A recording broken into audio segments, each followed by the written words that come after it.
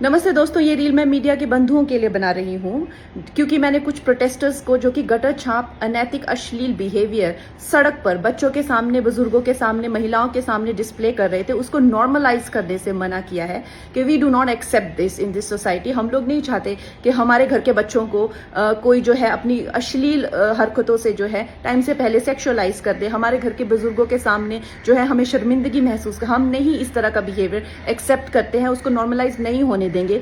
तो मीडिया जो है मेरे खिलाफ गैंग अप कर रही है और ये नहीं बताएगी कि जैसे स्काई रूट जैसे स्टार्टअप की मैंने कितनी बड़ाई की, हमारे देश के जेनजी जो हमें इतनी ऊंचाइयों पे लेके जा रहे हैं, नीट के छात्रों को मैंने खुद स्वयं जो है कितनी बधाई दी। और ऐसे बच्चे जो कि अपने परिवार की जिम्मेदारियां उठा रहे हैं, हमारी टीम में भी ऐसे बच्चे हैं, हमारे घरों में रिश्तेदारी में भी जेनजी भाई बहन हैं जो कि हमारे बड़े काम संपन्न करते हैं, लेकिन कुछ चंद फॉलोअर्स के लिए और चंद कमेंट्स के लिए और कुछ लाइक्स के लिए ये मीडिया वाले इतने ज्यादा बिक चुके हैं।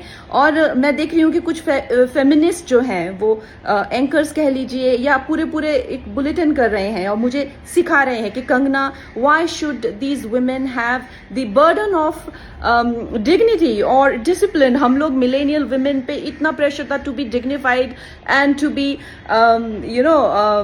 Disciplined, why do we have to give that burden to this generation. Excuse me, क्या आप अपनी बेटी को ऐसा सिखाएंगे?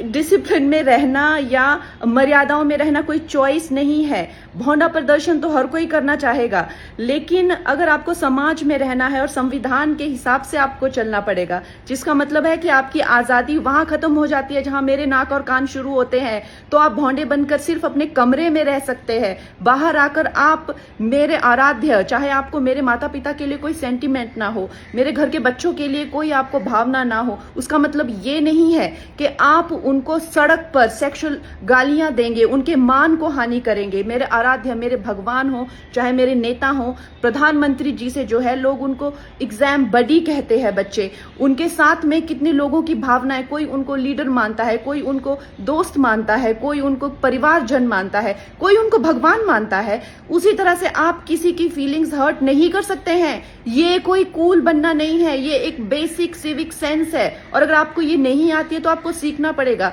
आप ये फेमिनाजी से प्रभावित मत होइए, अपनी जिंदगी बर्बाद मत करिए। इस भौंडेपन को सिर्फ और सिर्फ आप अपने कमरे में डिस्प्ले कर सकते हैं। बाहर जाके आपको मर्यादा में रहना पड़ेगा ना, या आप वर्क प्लेस से निकाल दिए जाओगे। आप कभी भी कोई संबंध, परिवार वाले भी आपको भौंडापन नहीं झेलेंगे, तो आपके सामने एक डेड एंड के सिवाय अंधकार वाली जिंदगी हो जाएगी। वैसे अगर देखा जाए तो साइंस भी कहती है कि ह्यूमन लाइफ का जो पर्पस है वो एवोल्यूशन है, और शास्त्र भी कहते हैं कि आप पुरुषोत्तम जो सर्वश्रेष्ठ है पुरुषों में, उस एवोल्यूशन की तरफ जाइए। लेकिन ये फेमिनाजी आपको सिखा रही है कि आप एनिमलिस्टिक जाइए और आप अपने गले में ऐसा, मतलब आपके गले में पट्टा डाल रहे हैं कि आप एनिमल बनिए, आप एनिमल टेंडेंसीज जो है वो डिस्प्ले कीजिए और बिल्कुल आउट ऑफ कंट्रोल हो जाए, भौंडे हो जाए, ताकि आप जेल में पहुंचे। आपको डिसाइड करना है कि आपको कौन अच्छे से गाइड कर रहा है और कौन आपको सही दिशा बता रहा है। मैं यही कहूंगी जो मैंने अपने बड़ों से सीखा है और जिन्होंने मुझे गुरुओं ने जो मुझे ज्ञान दिया है वो यही है कि ये हमें जो जीवन मिला है वो इवॉल्व होने के लिए मिला है, रिग्रेस होने के लिए नहीं मिला है एनिमलिस्टिक टेंडेंसीज में। सो आप प्लीज इवॉल्व होइए और सबको गुरु पूर्णिमा की बहुत शुभकामनाएं।